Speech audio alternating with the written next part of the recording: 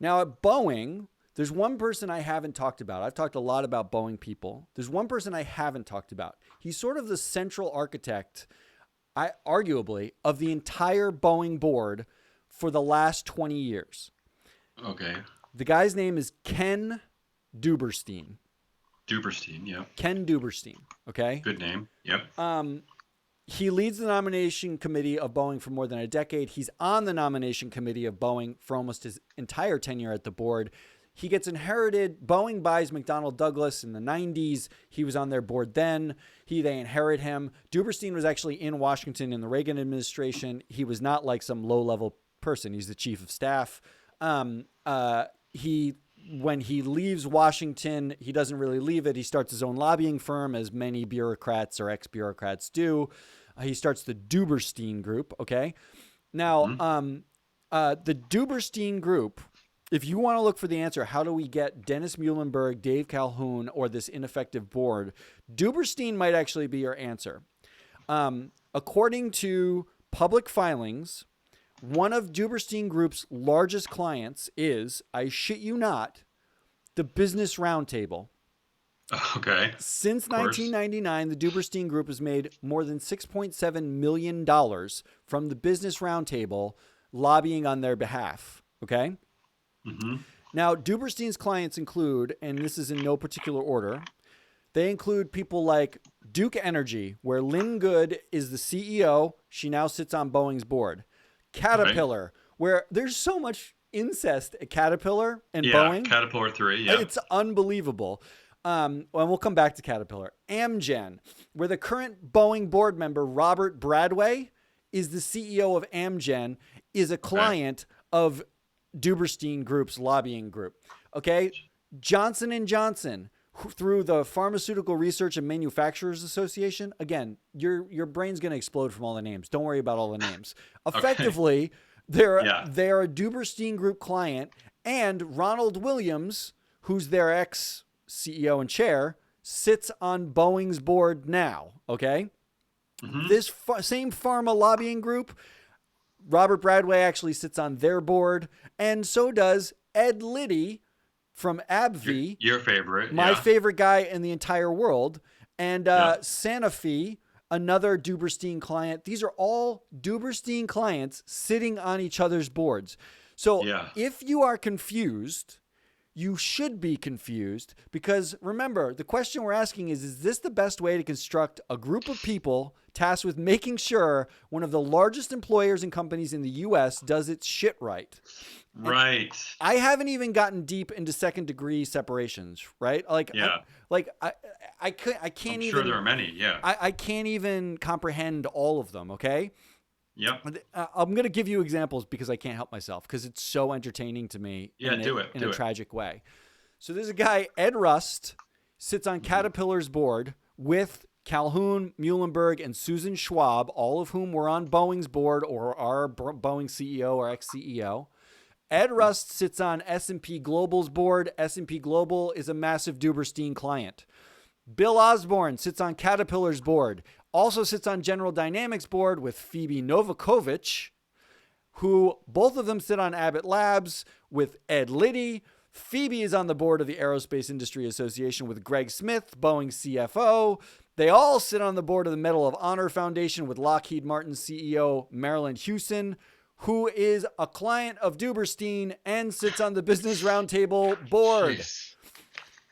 This degrees of separation here are insane.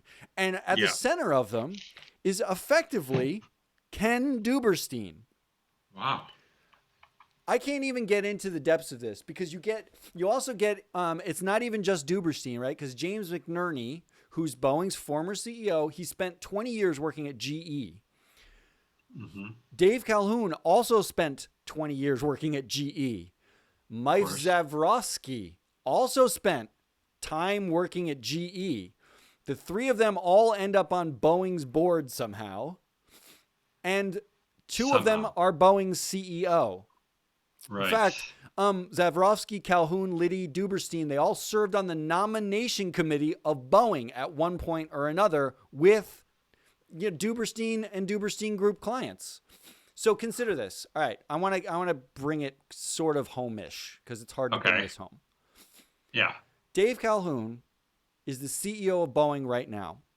Right. Just took over. Yep. He spent 8 years on the nomination committee of Boeing, which means he spent 8 years handpicking the board of Boeing, the people who are now supposed to be his boss representing Right. shareholders. Right. And he's the one in charge of changing the culture. One of those people, Ken Duberstein, who retired from Boeing board last year, is effectively the lobbyist of choice for the stakeholder-focused business roundtable. In the end, you end up with this tight little quadrangle. Boeing, Caterpillar, the Business Roundtable, and Abbott Laboratories. And in the center is Ken Duberstein lobbying for every single one of them. And the reason why this is important is not just corporate America, incest, gene pool kind of stuff. The reason why this is that's important, right? But there's another reason why this is important. Because Duberstein lobbies legislators and bureaucrats, right? Like he knows these people. He's out there trying to change laws, trying to make it easier for business to happen and corporations to get what they want. One of the people he lobbies is Elaine Chao, the current U.S. Secretary of Transportation, which is the group that oversees the FAA, who allows the MAX 8 to fly. The FAA, who was the last global regulator of note to ground the MAX 8, right? Yeah. Elaine Chao sat on Wells Fargo board for years with the ex-CEO of General Mills. General Mills is on the board of the Grocery Manufacturer Association, a client of the Duberstein Group. There is 1 degree of separation between the Oversight Committee for Boeing and Ken Duberstein, who sits on Boeing's board effectively. Jeez. This is not like just confined to Boeing. Duberstein sits on Boeing's board with John Bryson for more than a decade together.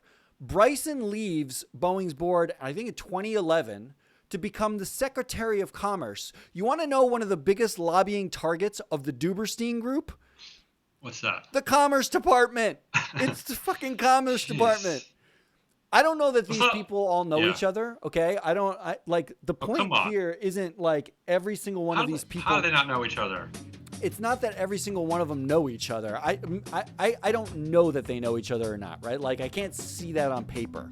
But let's just say the optics are pretty terrible. And if you're sitting here confused about all of the people I just mentioned, except that you have this lingering sense that the system is basically totally rigged for corporate boards, I want you to know, after more than 2 months of digging and a week of deep diving, I'm totally confused too. So here are your takeaways. Here are the things to remember. If you put your business pants on. Number 1, you are a stakeholder in every company. You share resources, you have jobs, you pay taxes for infrastructure, you buy products. Number 2, if you have any retirement savings, you are likely a shareholder of these companies. Number 3, if you are a shareholder of these companies, the board works for you. You are supposed to be their boss. Number 4, the architects of the board are the nomination committees at these companies. And number 5, ask yourself, does the nomination committee and the nomination committee process represent me or the best way to make a board that is effective? Are those things true? Yeah, I like it, Matt. Clearly demonstrating another reason why stakeholder representation on the board seems to be of tantamount importance, right? Business Roundtable, that should be the next step, I think. I mean, in 2009, when the Boeing Board of Directors approves the MAX 8, the board consisted of 3 guys from McDonnell Douglas, 3 guys who all worked at GE, and 2 people from Caterpillar, all of whom were clients of one guy's lobbying firm. Right. I mean, when you get into it, it seems like absurd, but perhaps they were too busy looking for their friends and for business opportunities amongst them to actually pay attention to what one board member anonymously said was safety. We didn't look at safety because we took it as a given at Boeing. And that is how corporate boards in America are made. Now that I'm done with that, if you want an action item, here's something you can do, Damien. Oh, yeah. You, okay, Damien Rollis, can do. Yeah. I want you to go ask your retirement plan provider. Do you have a retirement? Do we offer one at Freeform Media? Now that's funny. I think I have one lingering from my days at MSCI, so that would be, I don't know what that would be, Wells Fargo? Go ask your retirement plan provider how they voted for every board member on the Boeing board over the last 20 years. I do that? They tell me that? My guess is your answer would be a lot of with management, no problem, nothing to see here.